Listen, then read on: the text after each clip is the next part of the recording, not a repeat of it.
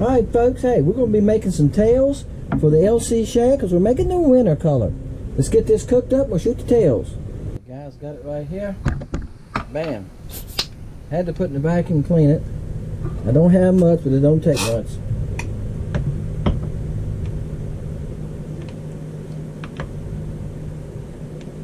Okay. Alright. While these tails are cooling, we're going to make some blue boy. I'm going to cook this plastic. Alright guys, this is the tails. Bam, you see how it makes all the little tails?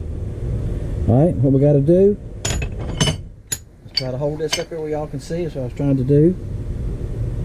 Alright, I'm just going to pull 2 of these off. Okay. Now, each one of them's got to be laid in place like this. Now I can tell you a trick. If you're having trouble getting them lay in place and move, you can take some, this is just vegetable oil. You can take your drop of vegetable oil, you don't need much, and just smear it down that edge, okay? And then that'll help you make it get a little slick. That's what it does. I got to put them all in just like that, okay? So I'm going to do that now. No use y'all to watch me do that. I got to put them all in the mold. Alright guys, we're going to mix the color. Blue boy, I usually mix 2 cups at a time, and it's 3 drops. So we will have to do it. Yeah, that's what you gotta watch.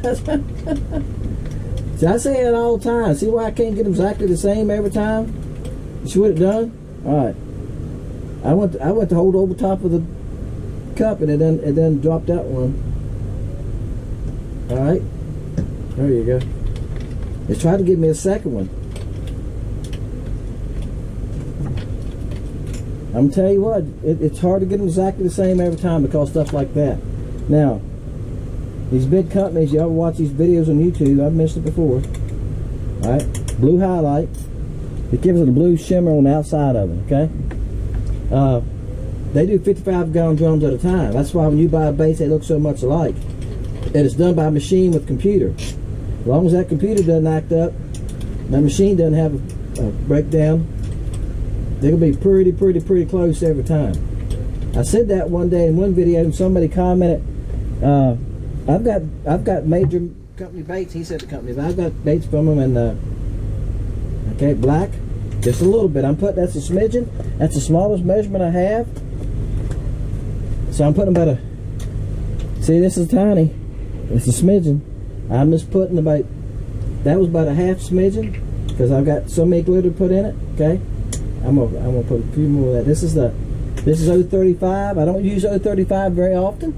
This is one of the baits I do. We give it a big flake every once in a while. This is 015 blue. Now we call it blue boy. I'm gonna put a smidgen and a half of this in there because that's what it's about. It's about the blue flake. I'm gonna hold it back till we stir it and look at it. If I put that in the way, this is small silver 008. Okay, it gets a smidgen of that. Again, we want that flash. That's what it's about. This is 015 silver. Now I'm not going to put half of those. Glitter just went everywhere. Y'all probably didn't see that. Well, you can see it all over my hand. It's because I got a fan running. The fan's running. Just pick it up sometimes, guys. All right. Sometimes I go in the house. I got glitter on me. I got to shake it off of me before I go in. I went and got my hair cut the other day. And the lady was cutting hair. She's an older lady. She's probably in her 60s. And we was talking. And finally I looked down my nose. And I seen my nose shine. I said, "Is there glitter on my nose?" She said, "Yes." She said, "It doesn't bother me."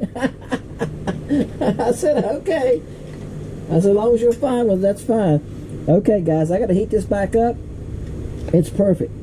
Got a lot of blue in it. Got a lot of shine to it. We'll draw some attention. I got to heat this back up. And we're going to shoot it. Let me do that. All right, guys, I'm ready. I like it about 340, 345 because it's got to melt into those tails, right? We don't get it hot enough. But I've had times I didn't get it hot enough.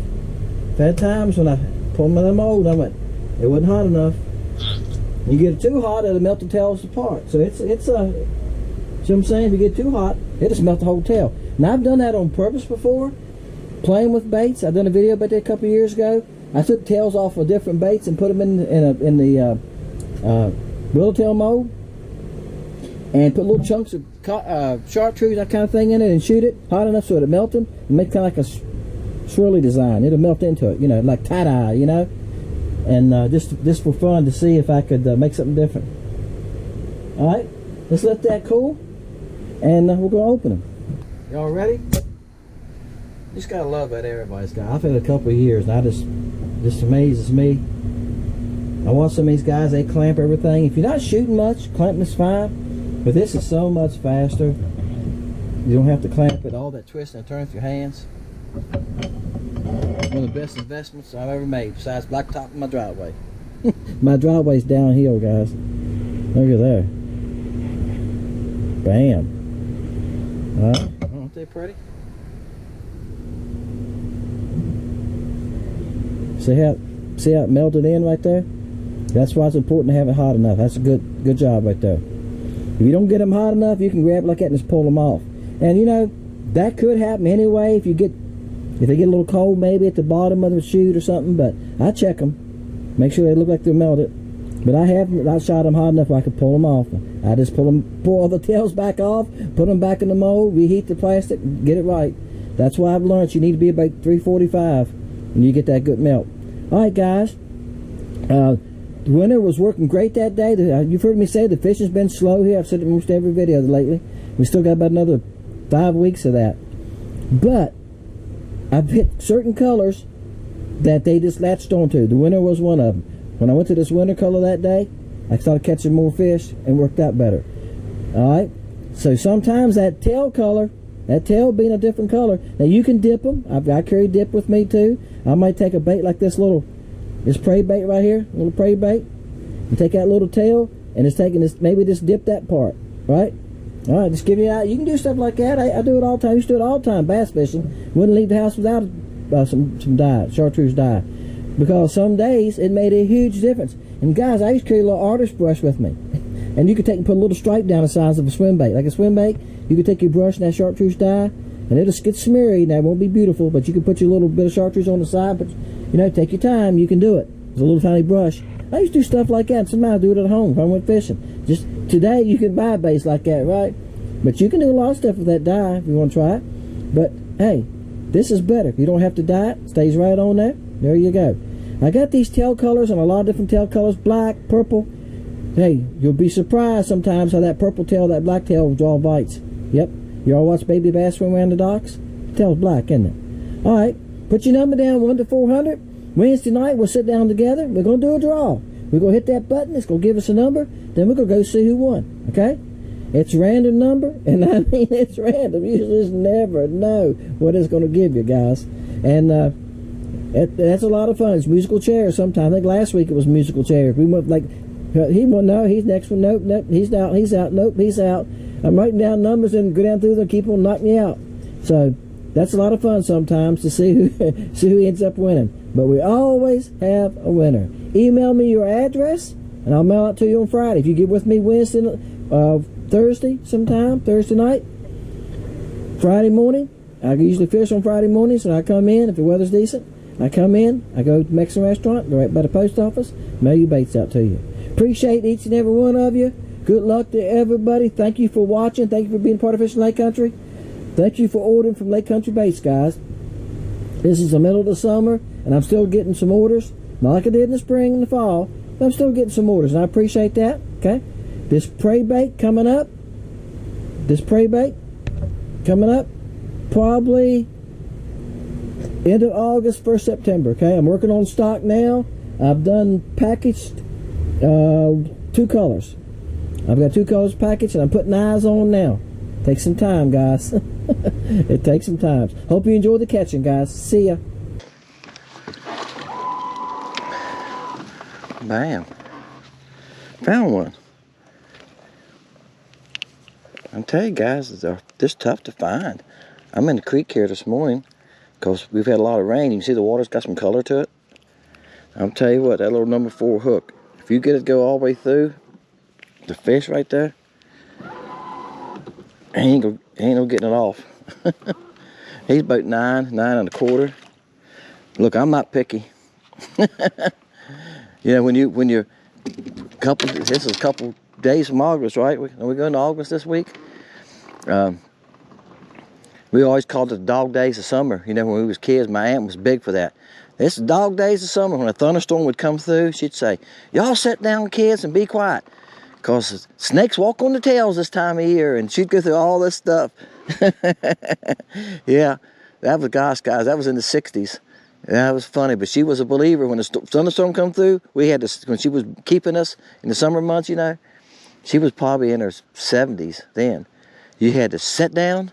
And you had to sit on the couch, and everything had to be off, and just sit there and be quiet till that thunderstorm went through. Bam, that is a small one. Maybe about 7.5 inches. Tell you guys, y'all hear the water beating the bank right here? They said the wind today was light and variable. The water's trying to chop. When it's windy, it's hard to fish a dock. You can't skip. Because that roughness in the wake, y'all probably tried it before, hits that and stops it. Must be a bass tournament today. I'm seeing a lot of bass boats. This must be some kind of tournament. They have local tournaments here, guys. Up the river a little further, there's a place. And they have tournaments all summer long there. They have like 2 a month. So I must have hit a day that's going on. I'm going by the boat traffic for bass boats. But I done been 4 or 5 places since that last fish. Seen fish. The last place I went, I lost 3 jig heads. Yeah. Lost one the first cast. Isn't that fun? When you throw it at the first cast, get hung up. Go like, boy, I just love tying those on. But I went to a weedless jig and threw it under there because there was some crappie there. It wasn't many. It was 15 or 20. And I know it has a lot of braces on it. I've caught fish off of it before. I got hung up there many times before. So I went to a weedless head. First cast, I got bit. Hooked the fish. It could not have been a crappie. He took line, went around a brace. We seesaw. He took line, I got it back. I mean, so finally, I just started pulling hard as I could pull. I had to hold the spool to keep him taking drag. He was taking drag. I just held the spool and pulled. Started getting him back. Got him close. Felt like he was trying to come over the brace, and my line broke. But I don't think it was a crappie. I think it was a bass. There's so many of those spotted bass in here. I'm here now. I'm on the main channel now. I was on the creek then. See, there's a few fish here. I do this sometimes, and I don't look that good when I get into editing. See, they're scattered. I'm gonna see if I can catch a couple of them. Some of them look bigger than that one, but it's gonna be a tough day. I can tell you that. When that wind's like it is now, that ain't helping a bit. We've had rain for 9 days in a row. In the last 9 days, we've had rain every day, either in the evening or in the morning, during the night. One day, 2 days ago, it rained. It started raining like at 2 or 3 o'clock, and it rained all the way through into the next morning till like 10 o'clock. Yeah, and that's why the water has a little color. You can see it's up. The lake's up a good 8-10 inches now. Our lake's up. The lake above us is up, Kerr Lake. So sooner or later, that's going to help the fishing. When that settles down and they adjust to it, that's going to help it a little bit too. Water temperature dropped to 79. When they start dropping water out of Kerr Lake, it'll stay 78, 79 for about a week, the next couple of weeks, because it's flooding. North Carolina area is flooding. They got more than we did. I'm about an hour and a half north from Raleigh. I'm in North Carolina right now. I'm sitting in North Carolina right now, but in Raleigh, North Carolina, which is about an hour and a half from here, they had a lot of flooding and stuff in streets and stuff. Yeah. Let's see if I get this one in. Guys, 2 casts later. Hey, I was surprised. That's I haven't caught fish in 2 casts. That's a good one. So I know some good ones there. All of them can't be babies. The marks are too big. I went to a weedless head, guys. This is a head I made weedless myself. I made myself weedless. He's about 10 1/4. Can y'all see that? That's a 50-pound mono. I've got a video. If you click on my head, click on my head there on the left, it'll take you to my home page. Then click on videos and go down through there and look. I've got one. It's how to make a jig weedless, guys. And I'll show you how to do it, okay? If I need to redo that down the line, I can do that if y'all want it done. All right? Bam. Alright guys, I moved from that dock.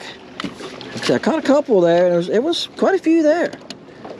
They would nip me, they would lick the bait. That's about it. Very tough. Hey, this first cast here.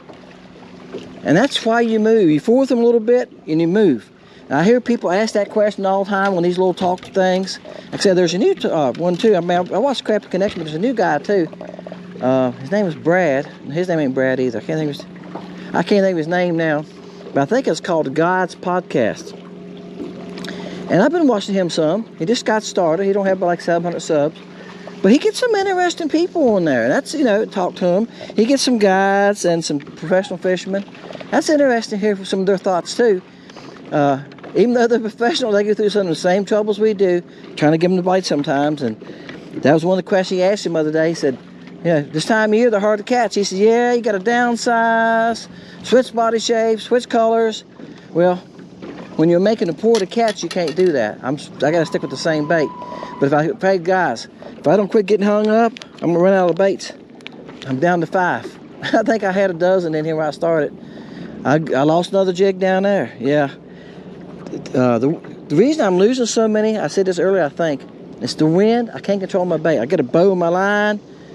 My bait's going sideways with the wind. And if it hits one of those cross beams, you don't have to get hung. The hook don't have to get hung up. The line can pinch. Where the boards are crossing, it can pinch. Yeah, and that's it. If it gets in, that's what happened last time. I finally got one of them in a while ago. I got hung up. I popped, didn't work. So finally I just pulled it. It came in. The hook wasn't hung up. The line was pinched.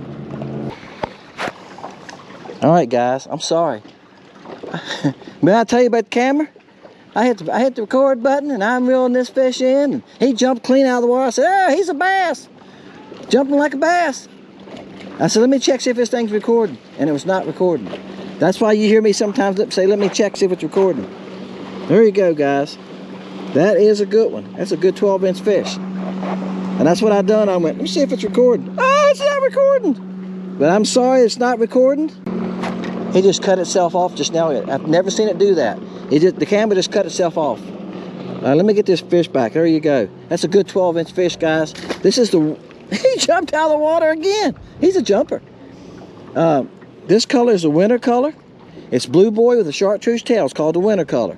Works great. Guys, blues are good on my lake. A lot of these lakes, blues are good on. Blues are hard to beat all the way around, you know. That's why I've got Blue Moon, Slayer, Shiny. Okay, got a new one coming. Should I show this to y'all? I'm going to show. Since my camera didn't cut on during the fight and y'all messed up fight, I'm going to show you something. I'm going to bend you down, bend your neck a little bit. That wasn't bad, was it?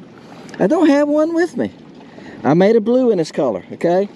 Yeah. What do you think? Haven't made that's dipstick. Hadn't made those yet. I've made some of these already, and I got the right size eyes in too, guys. I'll show you that later. Okay. These eyes are too big, so I had at the time.